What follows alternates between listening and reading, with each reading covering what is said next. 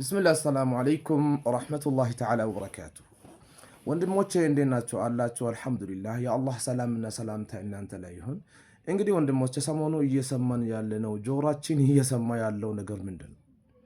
ለምንድነው ብርሃኑ ነጋ ከዚህ በፊት ጫካ ውስጥ ኢትዮጵያን እየወጋ የነበረ ሰውየው ከዛ ወደ ስደት ተሰዶ ወደ ውጭ ሀገር የነበረው ይህ ብልጽግና ሙስሊም ኡማውን ታግሎ ድምጻችን ይሰማ ሀገራችን ፍትህ ለኢትዮጵያ ፍትህ ለሙስሊም እየተባለ በየቦታው ሙስሊም እየተገደለ ይሄ መፍትሄ ይሄ ብልጽግና መጥቷል። ይሄ ብልጽግና መጥቶ አገሪቷ ሰላም ማግኘት ያለበት ጊዜ እሱ ስደት ላይ የነበረውን ብልጽግና ይቅርታ ያስተምራልና በማለት ክቡር ዶክተር አብይ ወደ ኢትዮጵያ ይዞ ጥሪ አቅርቦ ገብቷል። ከገባ በኋላ እያደረገ ያለው ከገባ በኋላ እየሰራ ያለው የህዝቡ አንድነት የሚያበላሽና የህዝቡ አንድነት ላይ እሳት እየለኮሰ የሙስሊም ኡማውን እያከፋፈለ የሙስሊም በየ6 ወሩ በየአመቱ የሚያስቆጣው ነገር ብቻ እየሰራ ትምህርት ቤት ኢጃብና ንቃብ እንዳይወስዱ እያለ በየወረዳው በየዞኑ በየክልሉ ድረስ የትምህርት ቤቶች አላፊ ሆኖች ላይ ተልኮ እየላከ ሙስሊም ኡማውን እየበጠበጠ የቆየ ሰውየው ይህን ሰውየው የተለያየ ጊዜ ፓርላማ ላይም ተጠይቋል። የተለያየ ጊዜ እንኳን ክርስቲያን ወገኖች ፓርላማ ውስጥ ያሉትም ይሄ ሰውየው ለትምህርት ሚኒስትርነት የሚሆን አይደለም ጫካ ገብቶ እየተዋጋ ወደ ውጭ ሀገር በስደት የሄደ ሰውየው አምጥተ ትምህርት ሚኒስቴር እንዴት አደርጋለ ብሎ ጠቅላይ ሚኒስትሩም ጠይቋል። ጠቅላይ ሚኒስትሩ እንግዲህ ይሄ ዶንቆሮ የሆነውን ጭንቅላቱን ተምሮ ወደ ብልጽግና ይመጣል በማለት ነው የሾመው።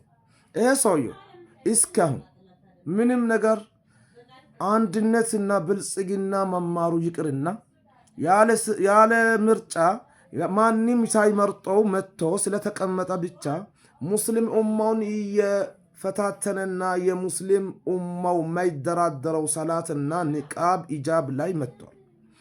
የሙስሊም ልጆች ሴትም ሆነ ወንድ አንድም ዕውቀት እንዳያገኝ ኢትዮጵያ ውስጥ ኢትዮጵያ ጠቅላላ ክርስቲያን በክርስቲያን እናደርጋለን ብሎ አድማ እንዳደረገ ሁሉ ከእስራኤል ጋር የተወሰኑ ይሁዶች ፈረንሳይ እንግሊዞች ጋር ሪሌሽንሺፕ በመፍጠር ኢትዮጵያ ውስጥ አንድም ባለስልጣን ሙስሊም ተማሪዎች መኖር የለባቸው ብሎ ከዚህ በፊት እንደሚሰራ ሁሉ ከተወለደ ጊዜ ጀምሮ ውስጡ ላይ ጥላቻ ያለ ሰውየው እስኪ አሁን ድረስ ምርጫ መጥቶ ባለበት ልጆቻችን ካምፓስና ትምህርት ቤት እንዳይገቡ በየኢትዮጵያ ውስጥ የተለያዩ አገር ላይ ኢትዮጵያ ውስጥ የተለያዩ ቦታ ቅስቀሳ ሙስሊምና ክርስቲያን የሚጋጨው ግጭት ላይ የብርሃኑ ነጋ እጅ እንዳለ ማንኛውም ሰው ያውቃል። ለምንድነው ዶክተር አብይም ሆነ የተለያዩ ሙስሊም ወላሂ ሰውን አይነካም። ሙስሊም ሰላም ነው። ሙስሊም ግን ሰላቱ ላይ አይደራደርም፣ እምነቱ ላይ አይደራደርም። ከዚህ በፊት ብርሃኑ ነጋ ትምህርት ሚኒስቴር ሆኖ ከተሾመ ጀምሮ በየመስከረም የመጣ ቁጥር ስለ ንቃብ ስለ ኢጃብ ነገር ትምህርት የሙስሊም ተማሪዎች ወይ ማትሪክ አይፈተኑም ወይ የተለያዩ ትምህርት ቤት ፈተና ማቀርበው ኢድ ሲመጣ ነው። ይሄ ነገር ሁሉ ሙስሊም ኡማው ዝም ብለን ያለነው እኛ ደግፈን ለውጥ ብልጽግና መጀመሪያ ታግለው ያመጣው ሙስሊም መሆኑ ማንም ያውቃል። ታግለን አምጥተን ይሄ ውስጥ ባንዳ ሆኖ መንግስት የብልጽግናንን እያሉ ብልጽግና ሹመት ሰጥቶ እየሰሩ ያሉት ያባሉን ነገር አንባላም በማለት ዝምታ ወደ አሁን ደግሞ ዳንጋ ያለፈ አሁን ደግሞ ማንም ሰው ማያወራው ንግግር የሞተ ሰውየው አንድ ግለሰብ ሞቶ ያለፈውን አዳማ ላይ የነበረው ትምህርት ቤት የሚኒስትሮች እና እንትን ላይ ብልጽግና ፓርቲ ላይ ያለ ከመጅሊስ ጋር አውርተናል ብሎ ውሸት ተናግረዋል። ውስጥ አከማቸው የነበረው ከኋላ እየወጋ እንደዛ አርጉ እያለ የነበረው ይፋ አውጥቷል። እንግዲህ የሙስሊም ኡማው ዓለም ላይ ያለው ሙስሊም የሙስሊም ኡማው ድምፅ እየሆነ ይገኛል በዚህ ሰዓት።